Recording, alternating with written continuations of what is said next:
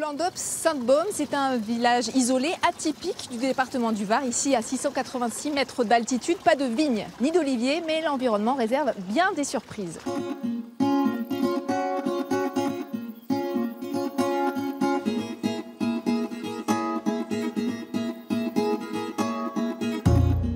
Jean-Marc Tellous, bonjour. Vous connaissez très bien l'histoire de cette commune, qui est une commune très particulière et qui est une commune récente. Alors le village lui-même est très récent, mais on a quand même eu pendant au moins une quinzaine de siècles des fermes romaines et une grande étendue de forêts, à la fois une forêt de type nordique et des forêts méditerranéennes, qui sont en fait face à une Sainte-Victoire, qui elle est une montagne de lumière, et nous sommes une montagne d'ombre plutôt.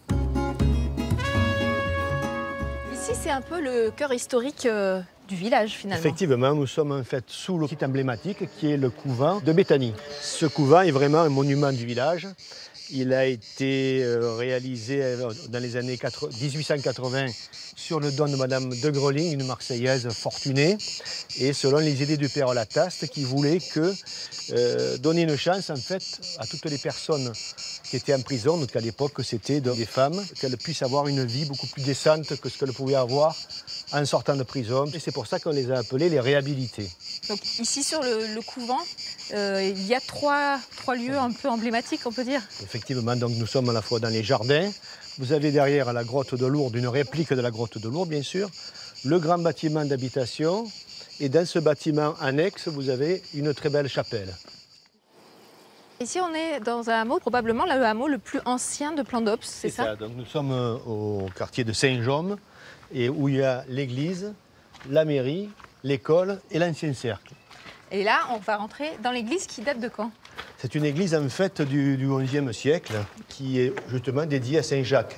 Donc ici, à Plandobs, on est sur l'un des chemins de pèlerinage de Saint-Jacques-de-Compostelle. C'est ça, absolument. C'est une église qui est le bâtiment le plus ancien du village. Absolument. C'est un bâtiment qui est un pur art roman, avec des arcs brisés sur les voûtes. Ce sont les sœurs castianites qui l'ont fait construire suite à l'époque aux invasions des Sarrasins. Et donc il fallait se défendre et résister. Ce calvaire a été donc classé et nous avons autour du Christ la Vierge donc à droite, Marie-Madeleine à gauche et Saint-Jean qui est situé derrière la Vierge. C'est une très belle pièce et qui a été restaurée il y a quelques années.